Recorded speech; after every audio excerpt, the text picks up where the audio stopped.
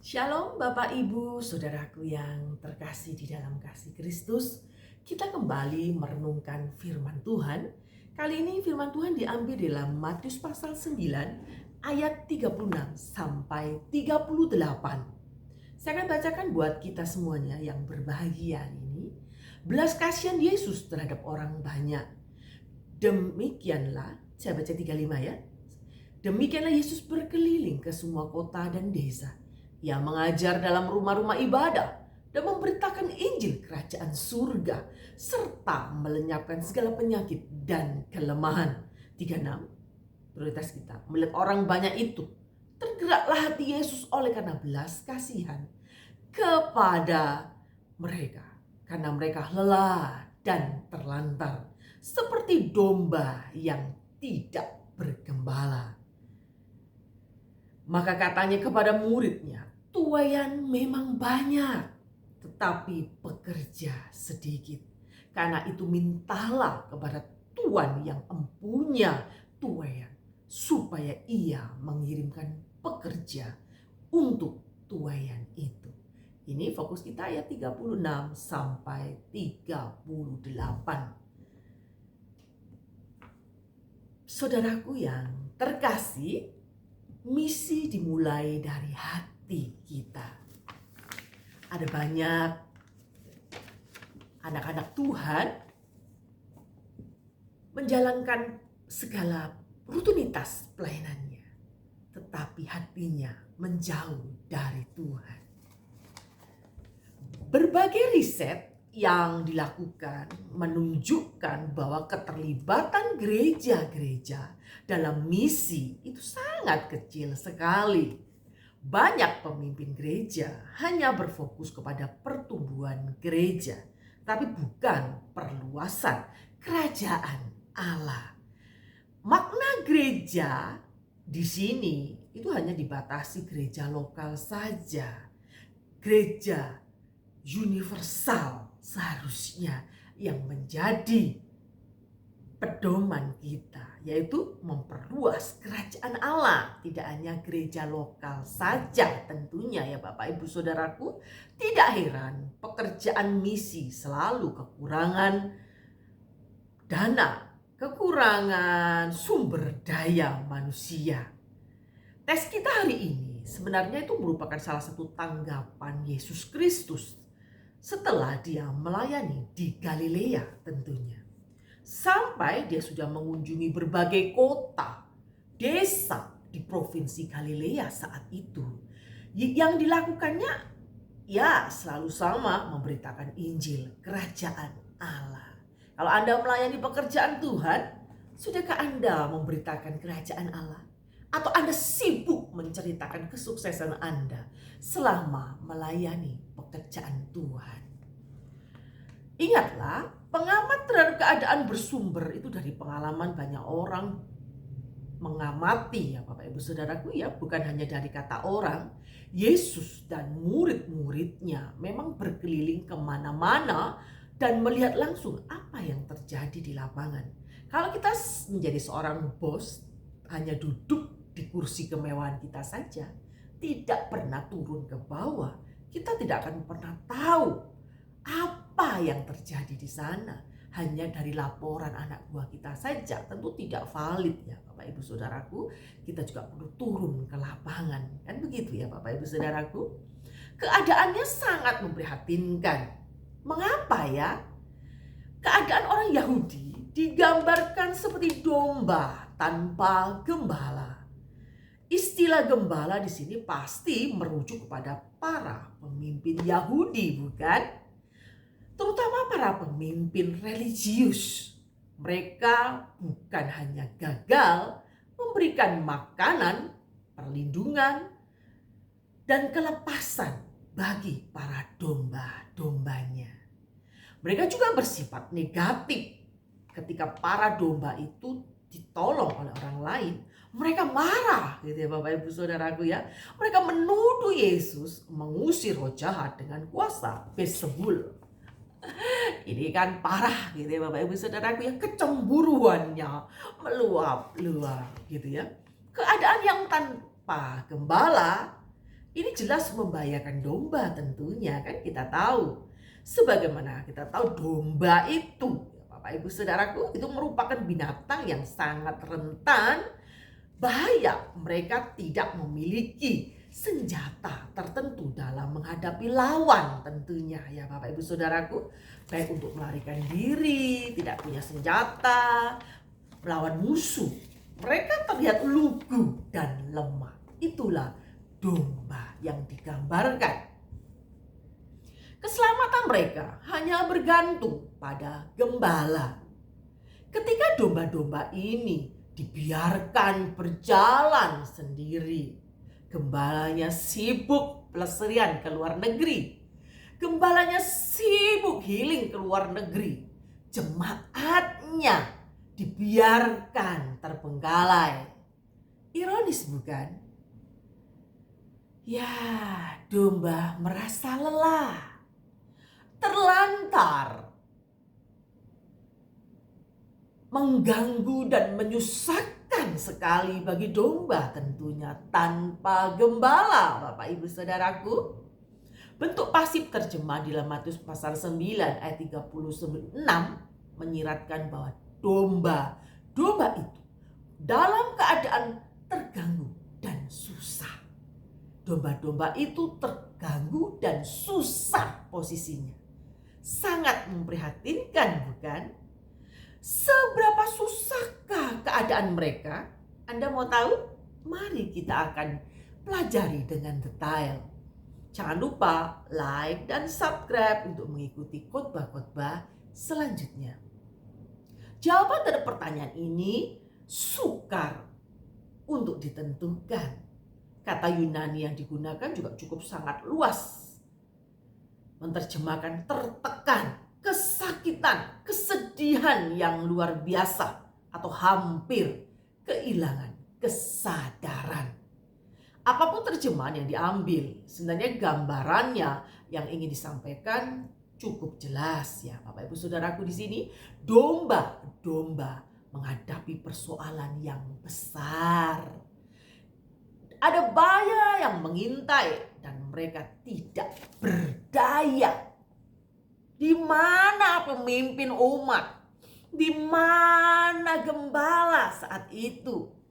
Kok sampai domba-dombanya mengalami kesusahan, terlantar?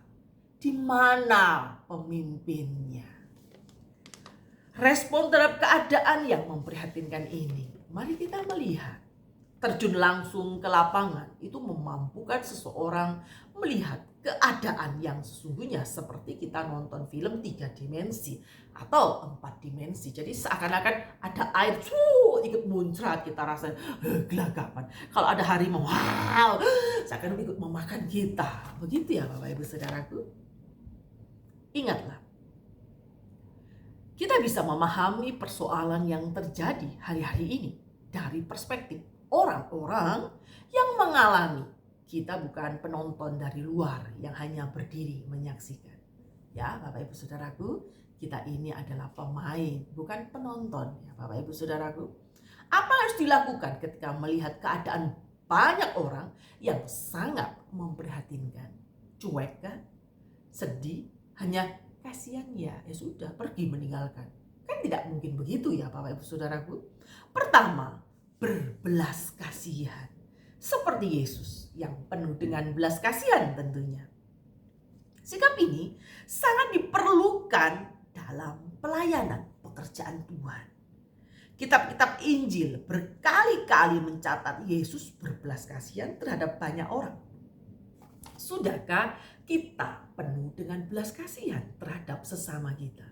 Melihat pelayanan di tempat kita melayani semua amburadul, apakah kita hanya diam?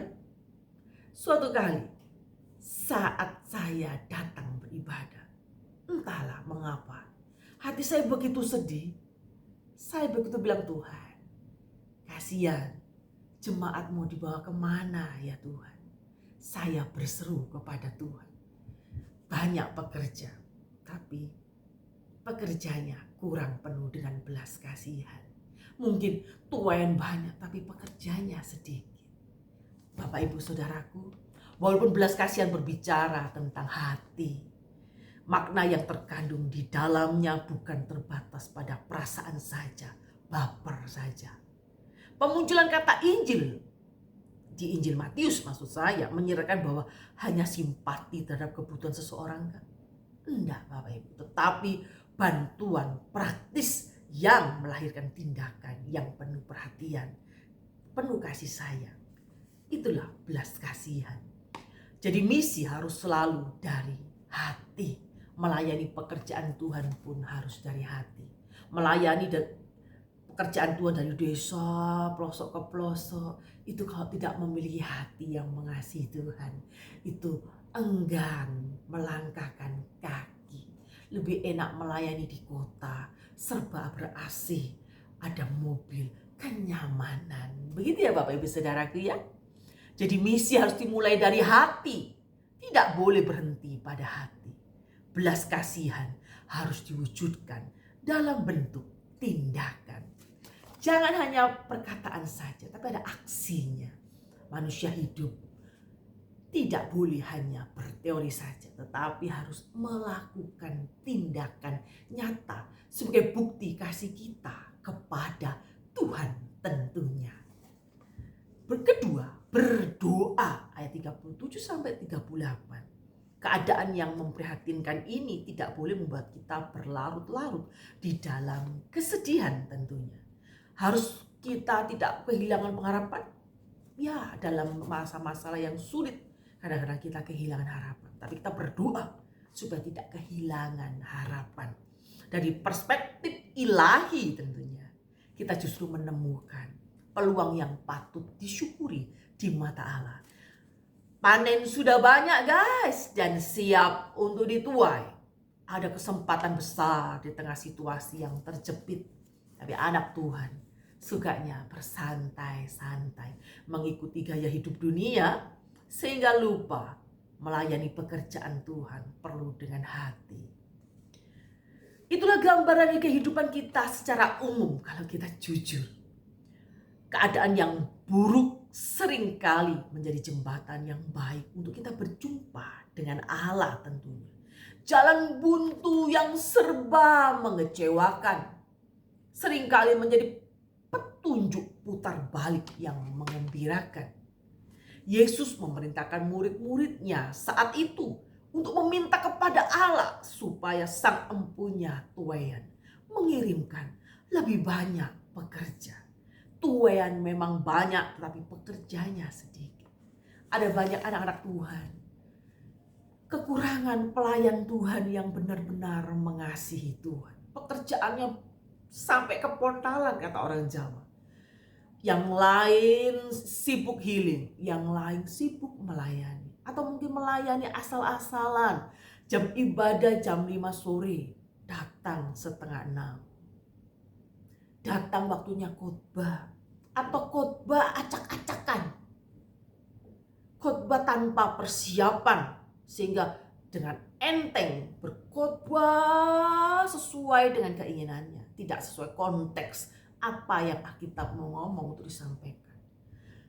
Pemimpin jemaat tidak memberikan makanan yang benar-benar sehat bagi jemaatnya. Pemimpin Tuhan harus bertanggung jawab dalam hal ini tentunya. Saya sangat sedih Bapak Ibu Saudaraku, kalau banyak anak-anak Tuhan melayani pekerjaan Tuhan tidak dengan hati. Pemimpin gereja kalau merasa diri memiliki bisnis yang lebih besar dari pelayanan sehingga pelayanannya hanya sekedar saja, lebih baik Anda berhenti melayani pekerjaan Tuhan daripada Anda memberikan makanan-makanan yang sulit dicerna untuk domba dan menyesatkan domba. Tuaian memang banyak, tetapi pekerjanya sedikit. Kata sedikit di sini mungkin harus dipahami sebagai nyaris tidak ada. Bagaimana tidak yang benar-benar ingin melayani bangsa Yahudi seperti gembala hanyalah Yohanes Pembaptis dan Yesus saat itu. Pada saat Yesus mengucapkan perintah tadi, Yohanes Pembaptis sedang berada dalam penjara. Tak lama kemudian dia dipenggal kepalanya oleh Herodes. Yang tersisa hanyalah Yesus. Figur Yesus sebagai gembala yang sebenarnya tidak terlalu mengagetkan. Dalam kisah kelahirannya memang sudah disinggung bahwa dia akan menjadi pemimpin yang akan mengembalakan umat Israel saat itu. Dia diutus terutama kepada domba-domba yang terhilang di antara bangsa Israel. Jika ada domba yang terhilang, dia pasti akan mencarinya. Jika satu saja kehilangan, masakah dia hanya berdiam diri, tidak banyak melakukan? Domba lelah dan terlantar.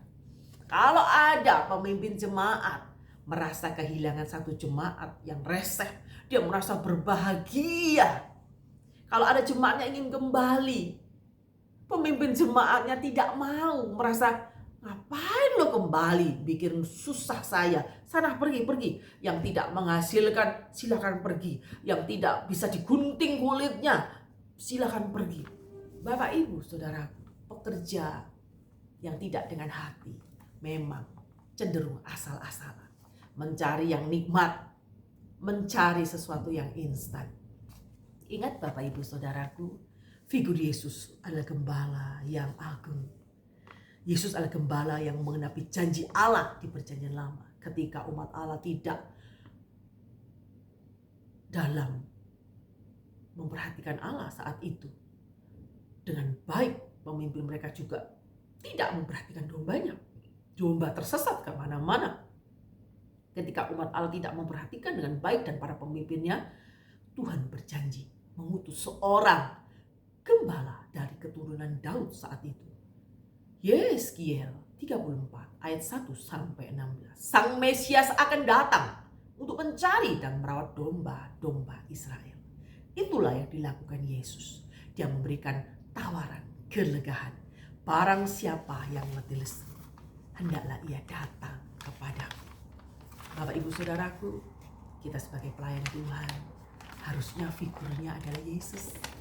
Kita membiasakan diri melayani pekerjaan Tuhan dengan hati. Para pemimpin bangsa Yahudi pada waktu itu hanya memberi beban legalisme yang berat kepada bangsa Yahudi dengan aturannya yang begitu ketat, membebani masyarakat.